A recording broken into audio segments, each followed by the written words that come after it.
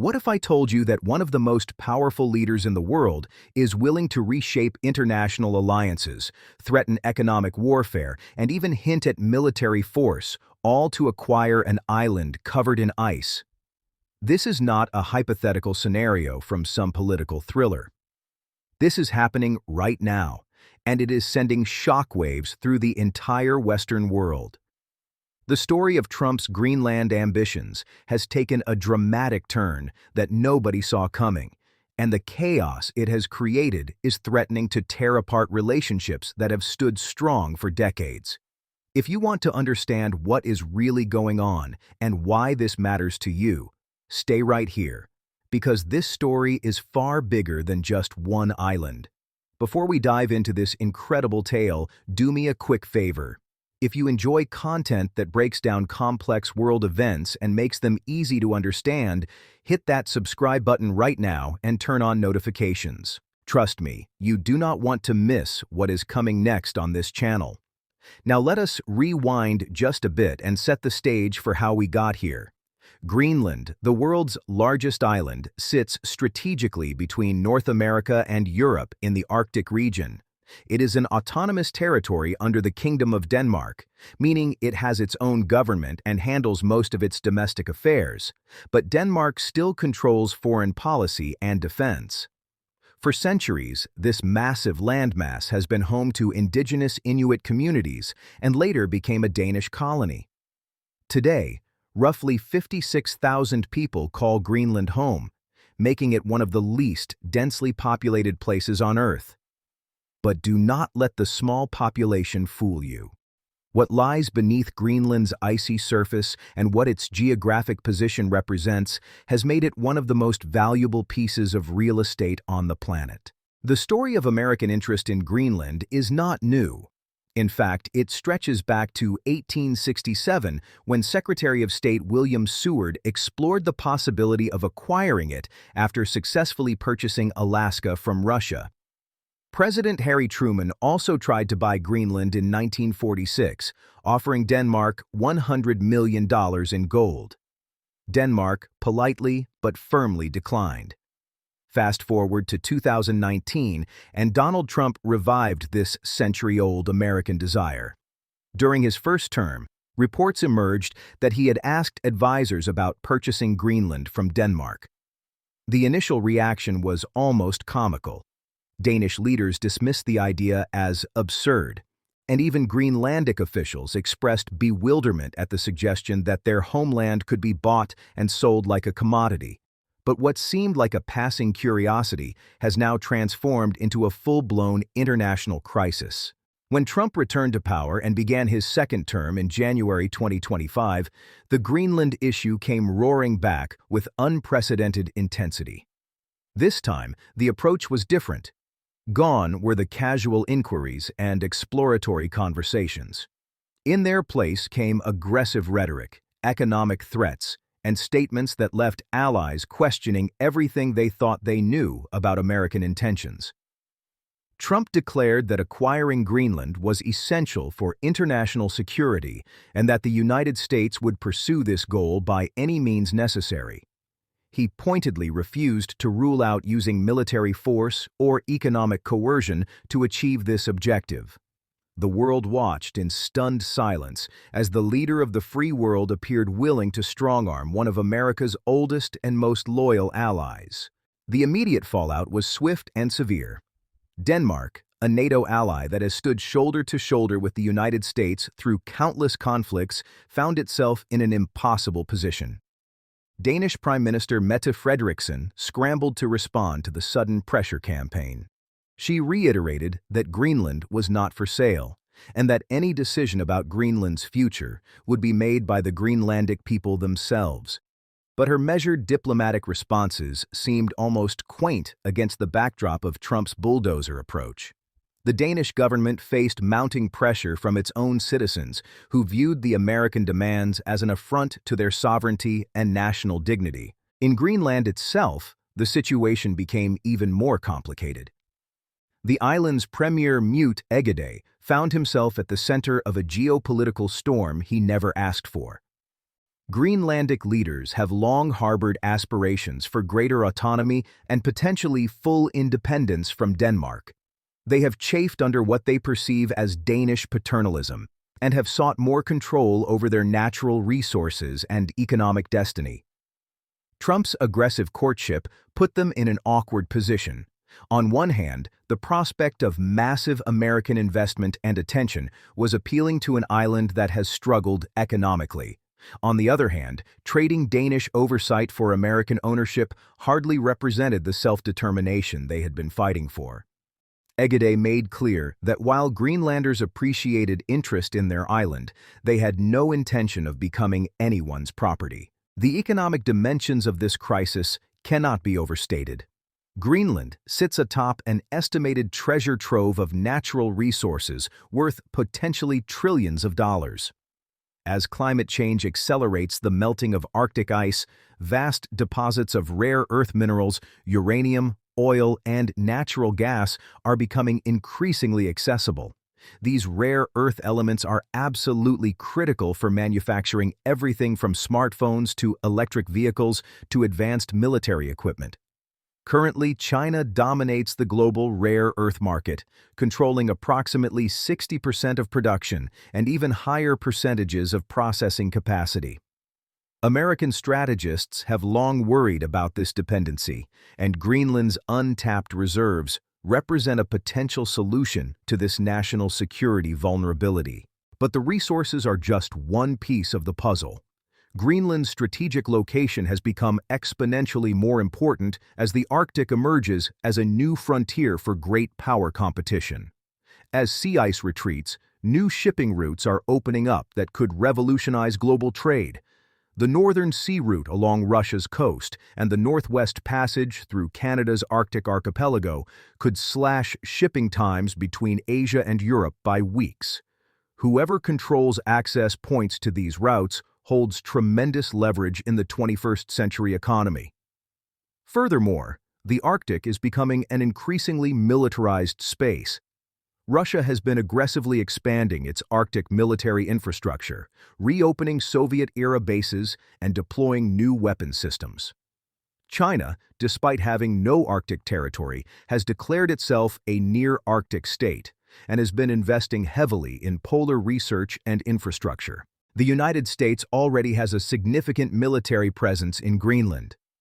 Patuxent Space Base, formerly known as Thule Air Base, is America's northernmost military installation. Located above the Arctic Circle, it hosts early warning radar systems that would detect any ballistic missile attack coming over the pole from Russia or elsewhere. Approximately 200 American military personnel are stationed there, along with support contractors. This base has been operational since 1951 under an agreement with Denmark, and it plays a crucial role in American and NATO defense architecture. From Trump's perspective, outright ownership of Greenland would eliminate any uncertainty about access to this vital facility and allow for dramatic expansion of American military capabilities in the region. The diplomatic chaos unleashed by Trump's renewed push has reverberated far beyond Denmark and Greenland. European leaders watched with growing alarm as the American president appeared ready to bully a fellow NATO member. French President Emmanuel Macron and German Chancellor Friedrich Merz issued statements affirming their support for Danish sovereignty and expressing concern about the precedent being set. If the United States could threaten allies over territorial disputes, what did that mean for the entire Western alliance structure? The timing could not have been worse, coming as Europe grappled with the ongoing conflict in Ukraine and rising concerns about Russian aggression. Unity among Western democracies had never been more important, yet here was the leader of that alliance driving wedges between partners. Trump's administration attempted to frame the Greenland push as a matter of national security that transcended normal diplomatic niceties. Secretary of State Marco Rubio made the rounds on cable news shows, arguing that the Arctic represented the new front line in competition with China and Russia and that American interests required decisive action. He suggested that Denmark had not done enough to develop Greenland's potential or to protect Western interests in the region. These arguments carried a certain logic, but failed to address the fundamental question of why the United States could not simply work with Denmark as it had for decades, rather than seeking to supplant Danish sovereignty entirely. Behind the scenes, American diplomats found themselves in an impossible situation. Career Foreign Service officers who had spent years building relationships with Danish and Greenlandic counterparts suddenly had to deliver messages that seemed designed to destroy those relationships. Some reportedly pushed back internally, arguing that the aggressive approach was counterproductive and that gentler means could achieve American strategic objectives without alienating allies. But their concerns appeared to fall on deaf ears in a White House determined to project strength and secure what it viewed as a transformational strategic acquisition. The economic threats began to materialize in tangible ways. Trump publicly mused about imposing tariffs on Danish goods entering the United States, suggesting that Denmark would face economic consequences for its refusal to negotiate over Greenland. For a small country heavily dependent on trade, such threats carried real weight. Danish businesses that had built supply chains and customer relationships across the Atlantic suddenly faced uncertainty about their future. The value of the Danish krone fluctuated as markets tried to price in the possibility of a trade war between historic allies. Even if the tariffs never materialized, the mere threat was already causing economic damage as businesses delayed investments and reconsidered their exposure to American markets. In Greenland, the economic implications were equally complex. The island's economy depends heavily on fishing, which accounts for the vast majority of its exports. It also receives substantial subsidies from Denmark, roughly $500 million annually, that fund public services and government operations. Independence advocates had long argued that resource extraction could eventually replace these subsidies and make Greenland economically viable as an independent nation.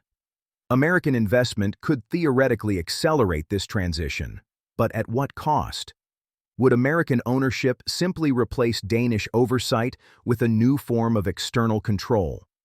These questions weighed heavily on Greenlandic leaders as they tried to chart a course through the crisis. The domestic political situation in Greenland added another layer of complexity. The island held elections in the midst of the controversy, and the question of future political status dominated the campaign. Some candidates openly courted American attention, suggesting that closer ties with Washington could benefit Greenlanders. Others emphasized the importance of self-determination and warned against exchanging one external power for another. The election results reflected the divided mood, with no clear mandate emerging for any particular approach to the American overtures. This ambiguity made it even harder for Greenlandic leaders to formulate a coherent response to the pressure campaign. The implications for NATO and broader Western security cooperation were particularly troubling for defense analysts.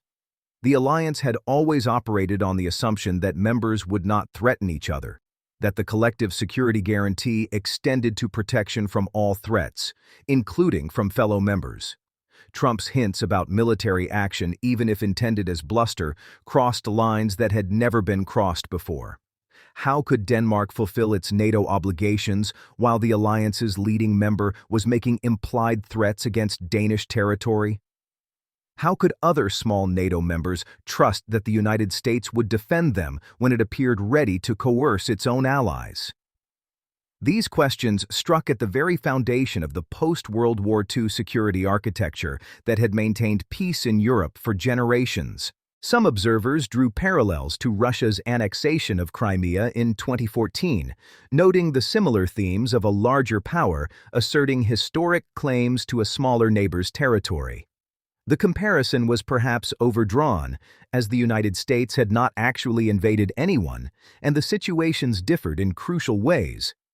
But the fact that such comparisons were being made at all reflected the profound shock that Trump's approach had generated. American leadership of the free world had always depended not just on military and economic power, but on moral authority and commitment to international norms. Actions that undermined those norms, even by the United States, threatened to erode the entire rules-based international order that America had done so much to create. The environmental dimensions of the Greenland controversy added yet another angle to the debate.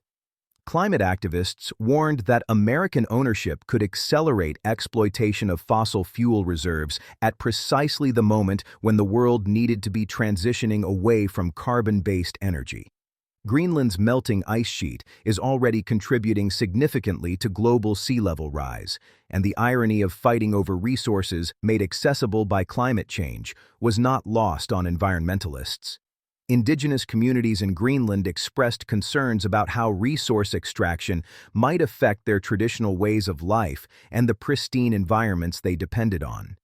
These voices often got lost in the geopolitical noise, but represented real human stakes in the outcome of the crisis. As weeks passed and the standoff continued, various diplomatic off-ramps were explored and rejected. Some suggested enhanced defense cooperation agreements that would give the United States greater access and influence in Greenland without formal ownership. Others proposed American investment packages that would develop Greenlandic resources while respecting Danish sovereignty. Still others floated the idea of Greenlandic independence followed by some form of association with the United States, a model similar to arrangements the United States has with Pacific Island nations. Each proposal ran into obstacles, whether Danish reluctance to be seen as capitulating to threats, Greenlandic uncertainty about the best path forward, or American impatience with anything short of full acquisition. The business community found itself caught in the middle. American companies with interests in Arctic resources saw potential opportunities in closer American ties to Greenland, but worried about the instability created by the confrontational approach. Danish companies feared retaliation if their government continued to resist. Greenlandic businesses hoped for investment, but wanted it to come on their own terms. The uncertainty itself became a drag on economic activity, as no one wanted to make major commitments without knowing how the political situation would resolve. Looking at this situation from a historical perspective, it represents something quite remarkable in the annals of American foreign policy. The United States has certainly used its power to pressure smaller countries throughout its history, from Latin American interventions to Middle Eastern regime changes. But doing so against a close ally and fellow democracy over territory that population clearly does not wish to transfer represents a departure from post-Cold War norms of American behavior. Whether this represents a temporary aberration or a permanent shift in how America relates to the world remains to be seen, but the precedent being set has implications far beyond the immediate crisis. The story of Trump's Greenland gambit is ultimately a story about power, resources, and the changing rules of international relations in the 21st century. It reveals the tensions between national sovereignty and great power interests, between democratic self-determination and strategic imperatives, between alliance obligations and unilateral action. The Arctic is warming. Resources are becoming accessible, and great powers are jockeying for position. In this context, Greenland's fate matters not just to its 56,000 residents, or even to Denmark and the United States, but to the entire international community watching to see what principles will govern the emerging Arctic order. As this situation continues to evolve, one thing is certain. The chaos and uncertainty created by this aggressive push for Greenland has already damaged relationships, undermined trust, and created lasting consequences regardless of how the immediate crisis resolves. Allies now know that American friendship comes with conditions and that long-standing partnerships can be upended by perceived strategic necessity. This knowledge will influence their behavior and their willingness to rely on American security guarantees for years to come. Now, I want to hear from you. Do you think the United States is justified in pursuing Greenland so aggressively? Or has this approach gone too far and damaged vital alliances? Drop your thoughts in the comments below because I read every single one and your perspective adds to the conversation we are building here. If you found this breakdown valuable and want more content that explains the stories behind the headlines, smash that like button because it really helps this video reach more people who want to understand what is happening in our world. And if you have not already, subscribe to this channel and hit the notification bell so you never miss an update. There is so much more coming, and you want to be here for all of it. Thank you for watching, and I will see you in the next one.